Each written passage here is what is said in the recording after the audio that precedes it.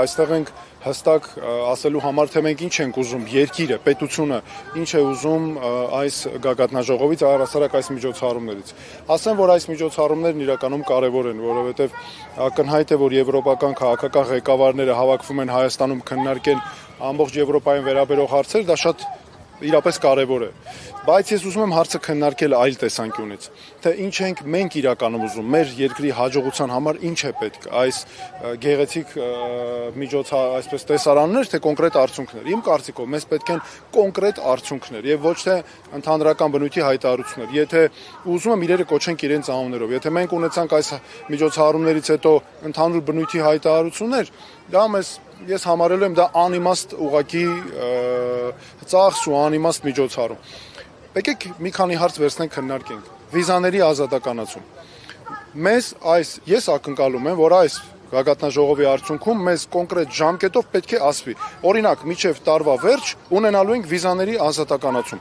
Եթե նորից եղան ընդհանուր բնույթի հայտարարություններ, դինամիկա կա, շարժ կա, հարաբերությունների զարգացում, դա ոչինչ չի տալուց։ Երկրորդ, տեղահանված արցախցիների հարցը։ Արցախի մեր հայրենակիցները 100,000-ից ավելի մարդ տեղահանվել է Արցախից։ Եթե ընդհանուրը վերցնենք եւ 20 թվականի պատերազմը 23 150,000 գրեթե մարդ տեղահանվել է։ Ու ինչ, սա ներկայացվում է որպես գեղեցիկ ինչ որ անընդհատ մարդասիրական վիճակագրություն, բայց իրականում խոսքը կոնկրետ մարդկային ճակատագրերի մասին է, նրանց կրթության հարցեր, բնակարանի հարցեր,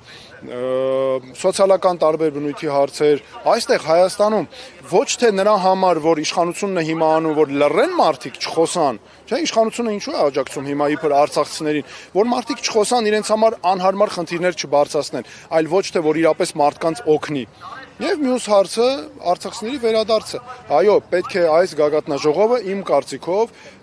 ճնշում գործադրի Ադրբեջանի իշխանությունների վրա, որ երաշխավորվի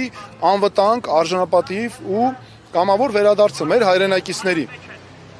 Արցախում մշակութային ժառանգության պահպանությունը։ Այս բոլոր հարցերը մեր առաջնային հարցեր են, ոչ թե նրա համար, որ մենք ունենք օրինակ քաղաքացիներ, որոնք բողոքում են, ոնց որ իշխանությունն է մոտենում հարցերին, որ ծածկի բոլոր հարցերը, այլ մենք պետք է ունենանք իրապես խնդիրների լուծում, հանուն արդարության, որովհետև այդպես է պետք, այլ ոչ թե մարդկանց մոռացության տալը։ Առևտրի կանոններ։ Այսօր այնպես է ստացվել, որ օրինակ Թուրքիայի հետ առևտրի կանոնները շատ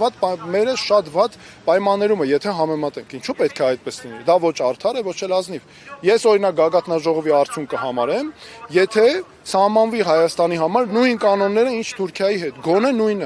նույնը ներդրումների բնագավառում, ոչ թե ինչ որ օրինակ ասենք Հայաստանի հայտարարվի քաղաքասարակությանը կամ չգիտեմ երկրի կառավարությանը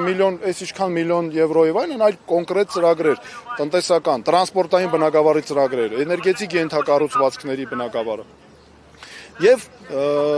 ի վերջո անվտանգություն, սա նույնպես մեզ համար շատ կարևոր է, անվտանգության հարցերը, համակարգի կոնկրետ զարգացում, բայց դրա պատճառով, եթե մեզ Եվրոպան ուզում է տեսնել պաշտպանված Հայաստանը, իսկապես ուժեղ, ամուր, պաշտպանված երկիր, ապա պետք են այդպիսի ներդրումներ, որ Ադրբեջանը մեզ չսպառնա, որտեղ այս իշխանությունը ընդհանրապես ոչ միայն դա չի կարողանում անի, այլ շարունակաբար խաբում է մեր ժողովրդին։ Սրանք են